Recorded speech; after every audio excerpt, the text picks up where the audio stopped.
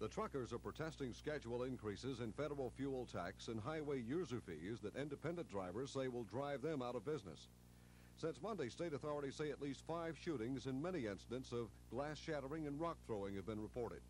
There were 4 such incidents in the Birmingham area last night and early this morning. Some drivers say they aren't sure just how long they'll be able to keep their rigs on the road. State troopers say they're calling on other agencies to help in patrolling the state's highways to help protect truckers.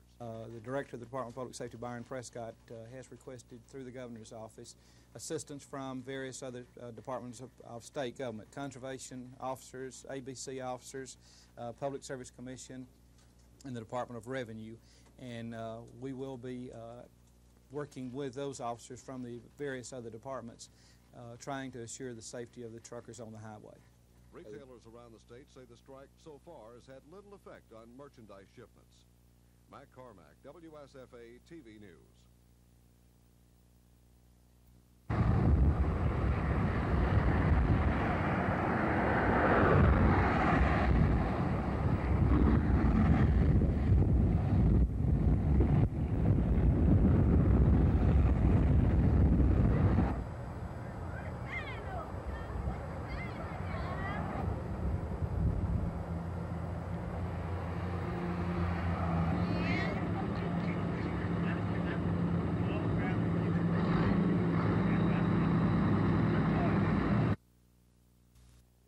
Yes, I have pressure on me from a group to resign, but I've got 3 or 4 times that much pressure from others to stay. Also, I'm carrying out the duties that the Board of Trustees asked me to carry out, and they, I think, have been satisfied with most of my performance to date, or else they would not have supported me through this difficult time. Of course, we would all like for the unrest to be settled, but it hasn't been, and it might not be for a while. But we have a situation now where I think it can be. So we're not going back into that these large numbers as we were. I think this automobile business is in the same boat, and that affects that. The court has a right to tell Alabama.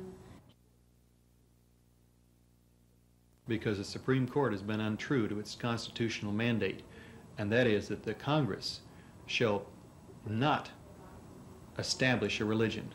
And when the Supreme Court of the United States tells students in Alabama they cannot pray in public school, they have established a religion in our public schools. They have established the religion of secularism, or of atheism, or agnosticism. And we believe that's interference by the federal government in the rights that were protected and reserved to the people of the states. The jet went down in the woods not far from the R.L. Harris Dam on the Tallapoosa River about 10:30 this morning. The jet crashed while it was on a routine training flight out of Montgomery's Danley Field. Men working on the dam reportedly say they heard the jet pass overhead and then crash. A woman said she felt the impact that killed the 2 airmen 2 miles away. Well, the plane come across the dam was flying awfully low. There'd been several planes come before that were a lot higher. And he went into a turn, and when he went into a turn, he rolled under, you know, kind of like on that Navy commercial where they show about the planes, and never come out of it. And then we saw the explosion, you know, and all of us went to see, you know, if we could be of any help. When we got there, I was one of the first ones there. And there were 2 men found, and one man was hard to find, and he was just mangled, so I covered him up, and then we got out of there. The plane was an F-4C Phantom jet like this one. A man who saw the wreckage from the ground said the plane was in small pieces. Officials closed off the area, claiming it was too dangerous to let people in. You said there were explosive devices in there. What sort? Things like that hold the seats in, your oxygen bottles, different type things about the aircraft, and with it being shattered right now, they can't find them all. Any weapons of any sort? No. Late this afternoon, Air Force authorities and Alabama Power workers still had the area sealed off as the investigation continued. Tom Foreman, WSFA TV News, reporting from Randolph County. The about some of the same kinds of things. Why are you in school and taking this don't be class? shy. What are Our your kids goals? who are And so what are you shy, doing to when prepare likewise, yourself for in your order to do intended that, career? we've got to- These are just some of the questions graduating consultants are Alabama asking State in ASU students. 1979, I'd like to Clarence really Wilson is an kind of find ASU out what graduate working with everybody's Alabama interested in. Farm Bureau. Like Today high he school. challenged the students to Where was find that? out more about their intended professions That you and should be to reading, improve like their time skills in management. English, reading, It's and available math. in the book. He says Been it's in the those middle of the skills that will semester, in make the middle or of the break quarter, them drop it. professionally. I know, you And know, what about but the students? What let are they them know this concerned is what about? you wanna do. First, Even if you graduating, don't know how to and then logical, finding people that will be- first they'll be job. impressed and they'll The just more well-rounded I am and the more I have to offer the competition and the workforce, the more able I am to be able to find a job and be satisfied with it. Word has it that recruiting is down on campuses all around the country, that students who usually would get 3 or 4 offers are not getting any. Does that scare you? It really does, because I feel like I may not have 4.0 average, but I feel like I'm, have enough motivation to do as well as I can. These consultants are part of the National Alliance of Business Youth Motivation Program. Gina Gregory, WSFA TV News.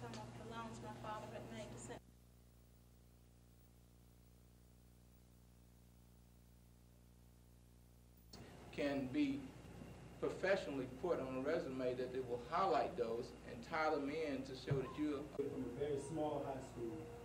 Where was that? It's in Georgia, Savannah, Georgia. Right now, there's some books that you should be reading, like Time Management. It's available in the.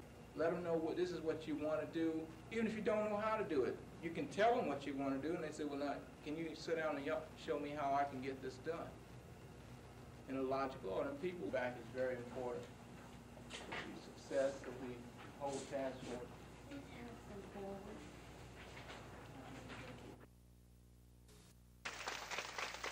Supreme Court Justice Lewis Powell has ordered Alabama teachers to stop leading students in classroom prayers until a court challenge is settled.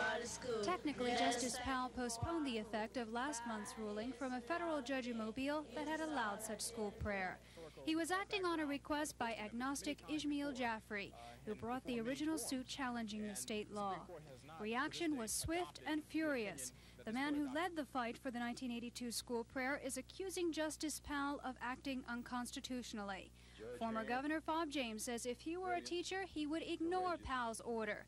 And a Montgomery attorney who represented the forces behind classroom prayer says the Supreme Court is meddling again. And his striking down all prayer activities in the entire state is just another example of federal intervention in our state and in our public schools.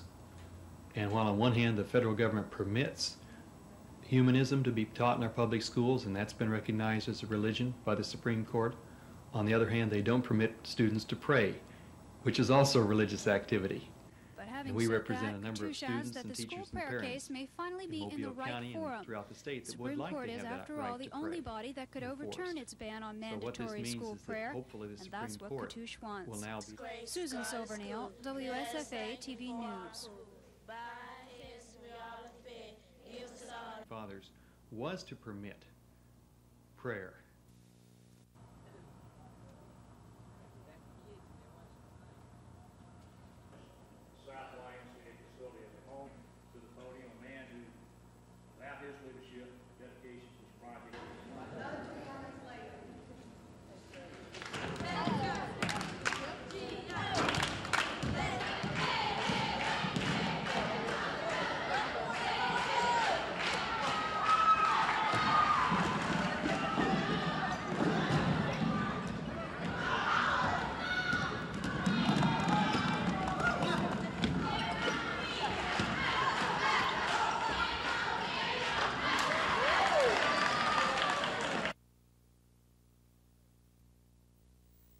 Identical reapportionment bills were before the House Judiciary and Senate Governmental Affairs Committee.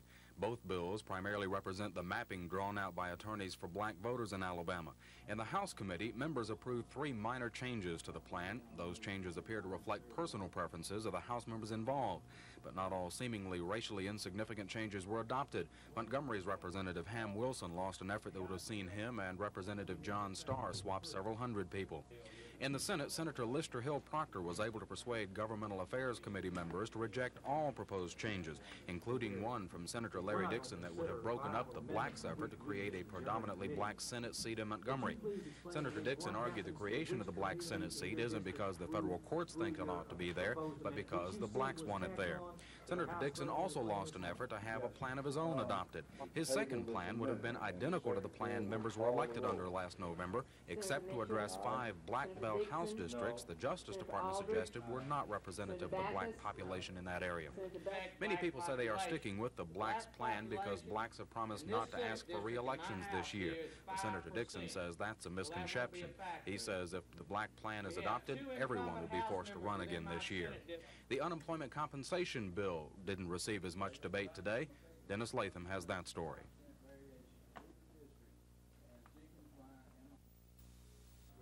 Committees of the Alabama House and Senate considered identical legislative remapping bills proposed by a group of blacks. The House committee approved its bill with minor changes that appeared to reflect personal preferences and didn't significantly change racial makeup. The Senate committee rejected all proposed changes to the plan drawn by the black group. Montgomery's Larry Dixon and Senator Spencer Backus of Birmingham voiced the most opposition to the blacks' plan. Senator Backus says the proposal discriminates against whites in order to maximize the black vote in several parts of the state.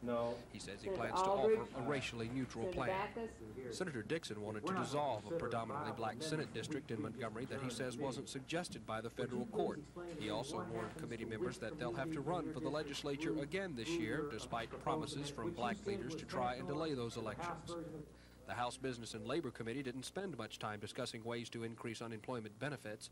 However, a group of lawmakers, labor and business leaders, and governor's staff talked about the matter for several hours behind closed doors. Wallace administration floor leader Senator Earl Goodwin of Selma appeared optimistic. I think we accomplished a whole lot. The only thing I can say is we do not have any hard facts that we can say this is what we're going to be. We haven't got anything in concrete. We're going to meet again next Tuesday, and at that time we hope maybe we'll be able to pass some type of a bill that we can trigger in things that might be more objective than what we got right now. The governor's confidential assistant, Farrell Patrick, says the bill is in the embryonic stage. He says they're looking at increased taxes on employees and employers as one way to fund the increased benefits. Dennis Latham, WSFA TV News at the Capitol.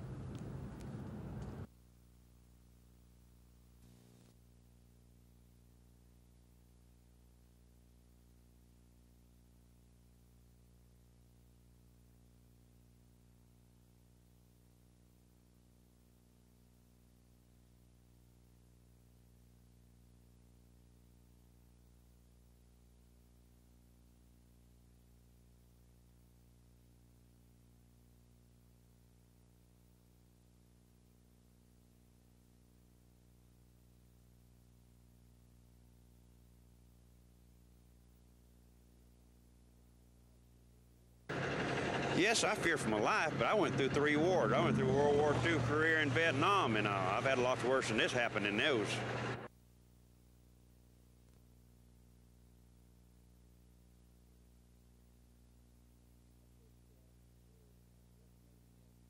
Of course, we're recommending that the truckers, if possible, travel in the daytime because that's where we're going to try to concentrate our enforcement effort along with these other agencies.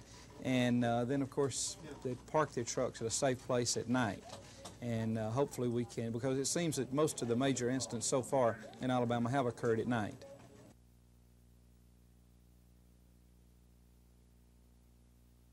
You couldn't tell me what you consider to be your most important decisions? No, I couldn't. Well, I don't remember any real... Could I inject this? Yeah, Judge? One of his real important ones, which went to the U.S. Supreme Court, was the first opinion in the Beck case. The Beck, that's right. He wrote the first case upholding the Alabama death penalty statute. And then it was that the U.S. Supreme Court... In the last 11 years, I believe it is, 10 years, beg your pardon. In the last 10 years, we've had current docket. That means we've caught up with all our cases. This particular year, we've had some difficulty because more cases coming in. I want you to, of course, y'all met Judge Barron. We're not only brothers as far as this court is concerned, but we're friends.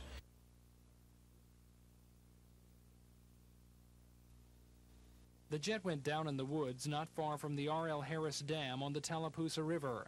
Men working on the dam reportedly heard the plane pass overhead and then heard it crash. Well, the plane come across the dam was flying awfully low. There'd been several planes come before that were a lot higher. And he went into a turn, and when he went into a turn, he rolled under, you know, kind of like on that Navy commercial where they show about the planes, and never come out of it. And then we saw the explosion, you know, and all of us went to see, you know, if we could be of any help. When we got there, I was one of the first ones there.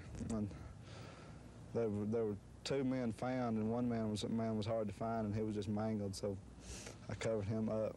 And then we got out of there. Air Force and Air Guard officials rapidly sealed off the area where the plane crashed. The plane was an F-4C Phantom jet like this one. Officials say it was on a routine training mission from the 187th Tactical Reconnaissance Group at Danley Field in Montgomery. One man who saw the wreckage up close said the plane was in small pieces. Investigators still don't know why it went down. Tom Foreman, WSFA TV News in Randolph County.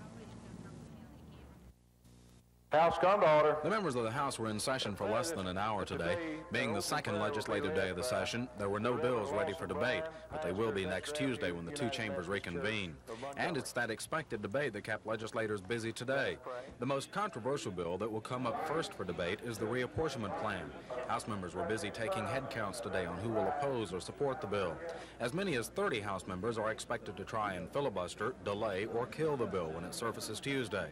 The plan to be considered by the House was drafted by attorneys for a group of blacks, and a majority of the black House members are expected to defend it. But there are many who oppose the bill for both racial and other reasons. The same situation exists in the Senate, where a handful of senators are expected to try and talk the bill to death. Capitol Hill observers and legislators are forecasting a so-called bloody battle over the reapportionment issue next week. Many of those opposed to the plan say they had rather take a risk on any reapportionment plan drafted by the federal courts, which have imposed a March 1st deadline to complete the job. Over in the Senate, it was a quiet day also. Dennis Latham has that story.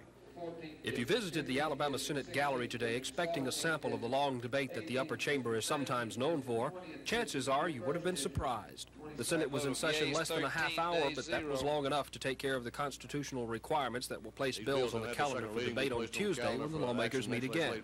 Senator Larry Keener introduced an unemployment compensation bill, but he says it's just a vehicle for the governor's bill that may be ready by the middle of next week. In addition to the battle over legislative reapportionment next week, the Senate may find at least one of its members fighting the expected reappointment by Governor Wallace of R.C. Red Bamberg to the Auburn University Board of Trustees. Senator Ted Little of Auburn wants the governor to reappoint Bob Harris of Decatur to the board as well. I have contacted Governor Wallace, and I have told him that my position will be to attempt to filibuster Mr. Bamberg's confirmation by the Alabama Senate until hopefully he will also send up the name of Bob Harris in order that there will be a continual balancing of points of views on the Auburn University Board of Trustees. I think that balance is very healthy and very much needed. Senator Little says he'll stay close to the mic next week to make sure he has a chance to voice his opposition to the appointment. Dennis Latham, WSFA TV News at the Capitol.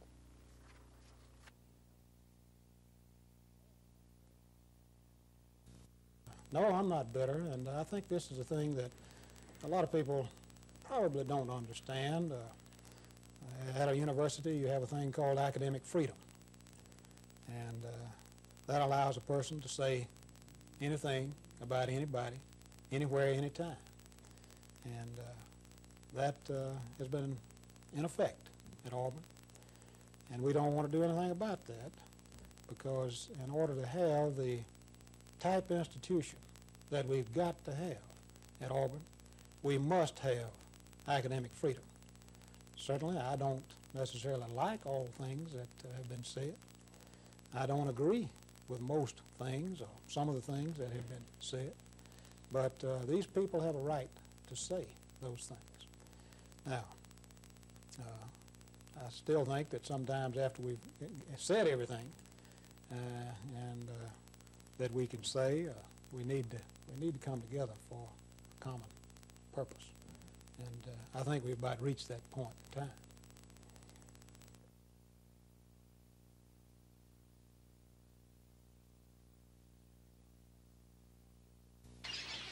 Last summer, cattle egrets by the hundreds found homes atop trees in Millbrook.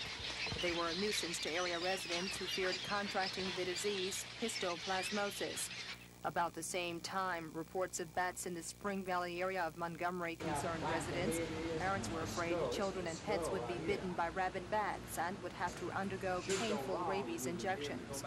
Wildlife officials say there are ways to control birds and bats by changing their habitat if they're roosting in trees. Make the birds go someplace else. That can be done by habitat alteration. Thinning out the trees or removing the trees that the birds are perching in. And if they're making their home in your home, wildlife expert Bobby Trammell says shield them out. When you get an area bat-proof, it stays bat-proof until another hole develops in the building or something happens to the screen or hardware cloth or sheet metal that you covered up the original opening with. Trammell says there are other ways to control the pests, like setting traps or using audio repellents. He says the last resort is to use chemicals. Kim Davis, WSFA TV News. Wildlife expert Bobby Trammell doesn't like using chemicals to rid buildings, homes, or neighborhoods of birds and bats. He says that should be the last resort. He likes bat-proofing, which he says is the best way to keep the annoying pests out. Bat-proofing, really. That's the best way. There are other methods of dealing with a problem that might give you a satisfactory result for very short periods of time. But bat-proofing is really the best way. Why is that so good? Well, when you get an area bat-proof, it stays bat-proof until another hole develops in the building or something happens to the screen or hardware cloth or sheet metal that you covered up the original opening with. Last summer, bats were a big concern when they were found in the Spring Valley area of Montgomery. Some of the bats had rabies. Luckily, no one was reported to have contracted the disease, but others weren't so fortunate. Last year, health officials reported 66 positive cases of rabid bats in Alabama. Kim Davis, WSFA TV News. Should go wrong, and we would be able to go back to this and recheck. Last August, law enforcement officials raided the Capri Theater on Fairview Avenue and the Jet Drive-In on Mobile Highway. 3 employees were arrested in the movies Debbie Does Dallas and Senator's Daughter were confiscated. 2 theater managers and a projectionist were charged with violating the state's obscenity law, a criminal offense. Theater owners began negotiations with the district attorney to have those charges dismissed. District Attorney Jimmy Evans agreed, but filed a civil suit seeking an injunction to halt pornographic or X-rated movies. In December, Martin Theaters of Columbus, Georgia, owner of the Capri, and Cinemedia of Atlanta, owners of the Jet Drive-In, agreed to show a free, family-oriented movie once a month for the remainder of 1983 if the civil proceedings were dismissed. District Attorney Jimmy Evans agreed to the settlement. Mr. Evans says he's been to one of the free movies and says public response is good. He says dates and times for the free movies will be listed in the newspaper theater listings. Matt Carmack, WSFA TV News. Free movie on Saturday morning. Number 9 and 8, 7, 6, number 5, 4, number 3, 2. On Tuesday of this week, Senator Jeremiah Denton introduced a bill renaming the Talladega National Forest after the late Bear Bryant. It passed unanimously by a voice vote. It was then sent to the House, where prompt passage was expected. But it hasn't quite turned out that way. Many House members were angered at what they felt was Denton's backdoor approach to honoring the Alabama coach. None of us over in the House, to my knowledge, were consulted about it. I didn't know anything about it. Shelby is opposed to renaming the Talladega National Forest after Coach Bryant, as is Congressman Bill Nichols, whose district includes most of the forest. I question the appropriateness of naming Talladega National Forest for an individual. You know, the name Talladega is synonymous with the Indians and the city of Talladega, my home county of Talladega, Coosa, Tallapoosa, you name it, so many Indian names. And I just could not stand by and see the name of Talladega taken away from that rather sacred piece of ground. At a closed-door session of the Alabama congressional delegation this afternoon, some of these differences were patched up.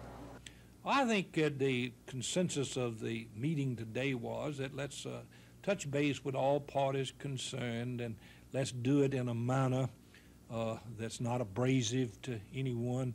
Let's do it in a manner that will reflect credit on Coach Bryant. How the delegation will go about honoring Coach Bryant is still unclear.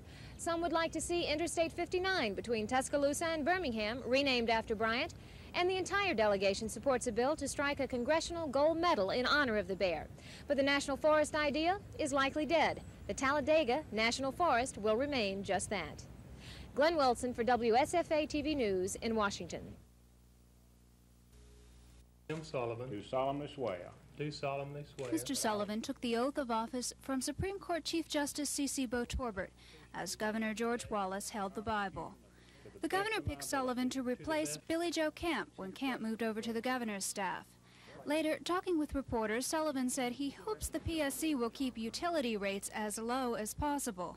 Now, we've had hyperinflation for the last 2 years, and I think rates had to go up because of that and the high interest rates.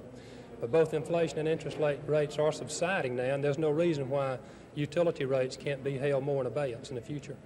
Sullivan said it's too early to tell if he'll run for a full term on the PSC.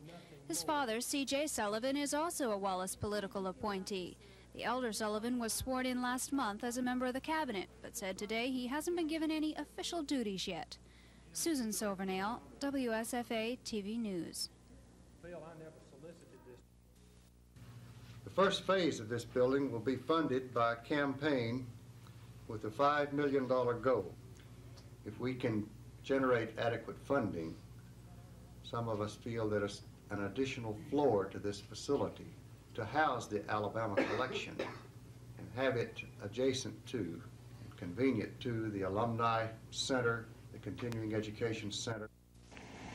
Some 50 people from Maxwell Air Force Base, the Air National Guard, and Fort McClellan are on the crash scene, locating and marking the debris from the craft. Investigators scheduled to arrive at the crash site tomorrow will use the information to reconstruct how the jet went down. This is the same jet that went down yesterday. These pictures were taken by TV 12 News in 1979. Authorities at the Air National Guard base at Danley Field say the plane was practicing low-altitude flyovers when it went down. It's not known how fast the jet was traveling when it crashed, but officials on the crash site speculate it was around 400 miles per hour. Although the cause of the crash won't be determined for several weeks or even months, it appears that the jet crashed into a heavily wooded area and then kept going for at least a quarter of a mile. The trees shredded the jet into thousands of pieces. Officials believe the crew did activate the ejection seats during the crash. Search crews could be on the scene looking and marking the debris for up to the next week. Don Phelps, WSFA TV News in Randolph County. House come to order. The legislature slowed down pace for the second special session meant the only action today was putting bills acted on by committee yesterday in line for debate next week. But as quiet as today's action was, the controversy is still there and building pressure. The reapportionment plan will likely be the first source of debate next week, and many members in the House and Senate are expected to wage a full-fledged battle against it. There were several threats of a filibuster against the bills. But reapportionment won't be the only source of controversy. The Senate is expected to see some opposition to the expected reappointment of R.C. Red Bamberg to the Auburn Board of Trustees. Senator Ted Little, who opposes the expected reappointment of Mr. Bamberg, says the only thing that will reduce his opposition is if Governor Wallace also reappoints Board of Trustee member Bob Harris of Decatur. Senator Little says those two board members balance out opposite views. Meanwhile, there is some question of what effects all of this controversy will have on the governor's unemployment benefits package, which is still not drafted, and negotiations between labor, business, and the administration are expected to resume next week. Chris Grimshaw, WSFA TV News at the Capitol. Right hand pointing to heaven and repeat after me. I, Jim Sullivan. I, Jim Sullivan. Do solemnly swear. Do solemnly swear. That I will support. The Chief Justice is going to. About to enter. To the best of my ability. To the best of my ability. So help me God. So help me God. Congratulations. Thank you, Mr. President. Thank you, Governor.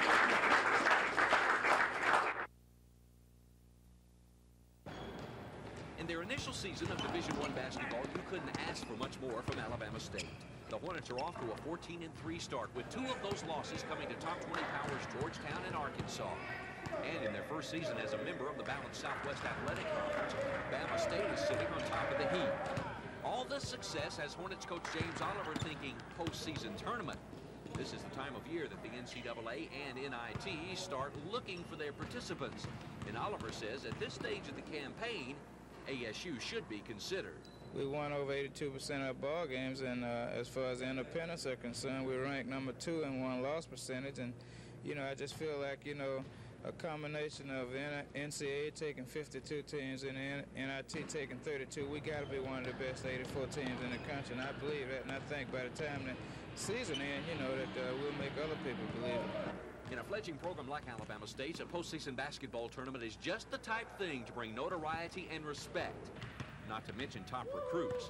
And Oliver is well aware of all that. First round in NCAA, we'll get more money than my whole budget is here at Alabama State, and that would mean a lot to us. And, you know, we can't measure, you know, the type of publicity that we could get from it for our university in any other way but get into one of these tournaments. The Hornets take to the road for a big SWAC conference game at Grambling this Saturday night. We'll have Coach Oliver's comments on the Tigers as well as his assessment of the rest of the season tonight at 10. Reporting from ASU, Rick Pons, WSFA TV Sports.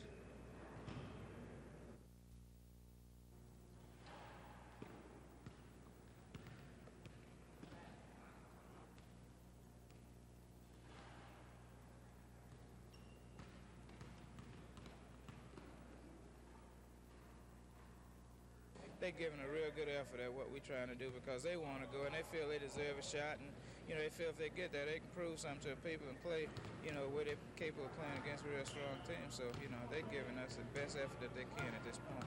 Next up for the Hornets is a SWAC conference tilt Saturday night at Grambling. Oliver expects a tough battle in the Tiger Den and a rough road to hoe for the remainder of the SWAC conference season. I feel like the 29-point win that we had early in the season against Grambling, we can forget about that because it's at Grambling. It's going to be an awful tough physical ball game, and we're going to have to play up to our potential against Grambling in order to win that ball game. But I feel like, you know, getting ready to go on the road trip that we have, if we are successful on that one, then we feel like there's nobody else on our schedule in the conference or outside of the conference that can beat us if we play up to our potential.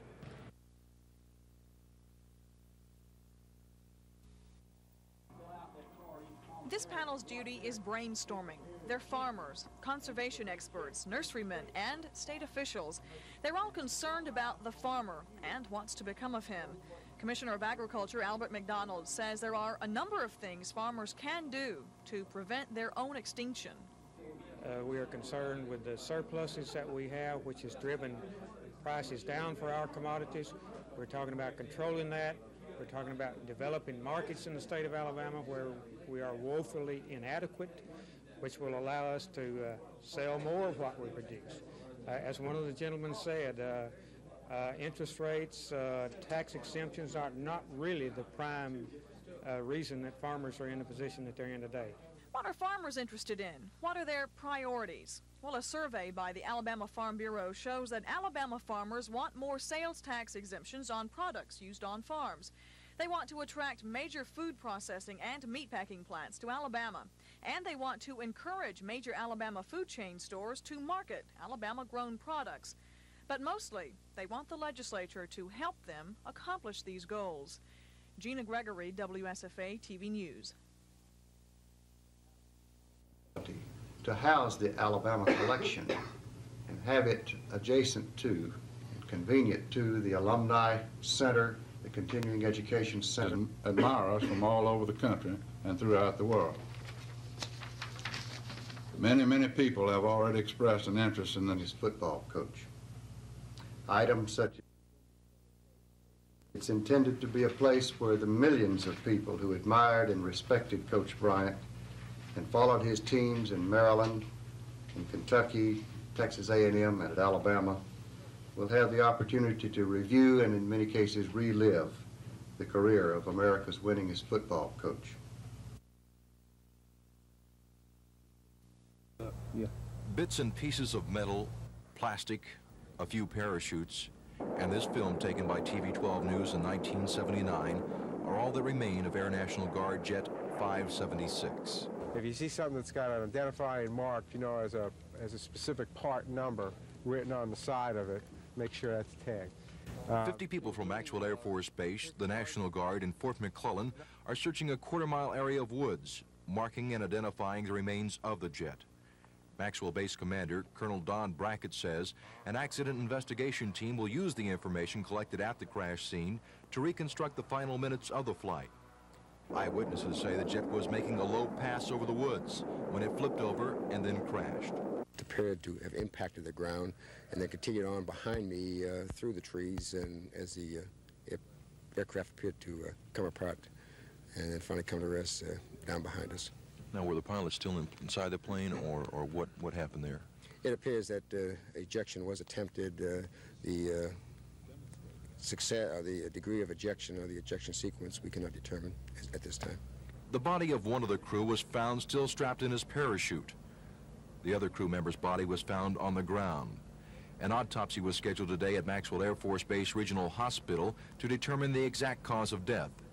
Colonel Brackett says there was very little fire associated with the crash. The trees shredded the jet into thousands of pieces, and the jet fuel was sprayed over the trees. National Guard officials are in the process of reconstructing how the crew spent the last 72 hours before the crash. That information, along with evidence from the crash site, will be turned over to investigators. Members of the Accident Investigation Review Board are supposed to arrive here on the crash site tomorrow, but their findings may not be released for several weeks, possibly months. Don Phelps, WSFA TV News in Randolph County.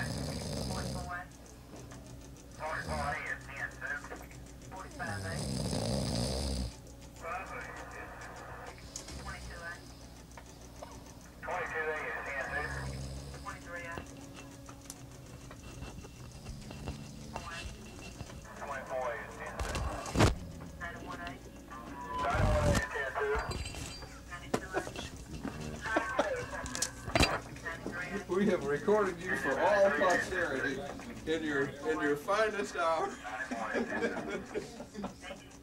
You are now officially deathbed. Each year, the Alabama legislature considers thousands of bills and resolutions. This creates lots of paperwork and ties down many legislative employees just keeping track of the status of each bill and resolution. There is some computer equipment, but most of the work is done by hand. Typing, sorting, filing, copying, proofing, and refiling are done by a small army of employees tucked into every available nook and cranny of the state capitol building. The Assistant Secretary of the Senate, Johnny Crawford, says times have changed and the paperwork burden is becoming hard to handle. It wasn't too many years ago that the legislature was involved in only introducing and handling 400 to 500 bills in a session. In the last decade, though, we've seen the numbers of bills introduced go from 400 to 500 to 2,000 to 3,000. And this has caused some problems with our staffing and keeping up with that much paperwork in that period of time. Data processing personnel from the University of Alabama in Birmingham are now evaluating the legislative process in an effort to come up with proposals to utilize more computer-controlled equipment. Mr. Crawford says it'll take about a year to complete the project. In the meantime, legislative employees continue their labors as usual, trying to keep ahead of the mountains of paperwork to which they've become accustomed. Dennis Latham, WSFA TV News at the Capitol.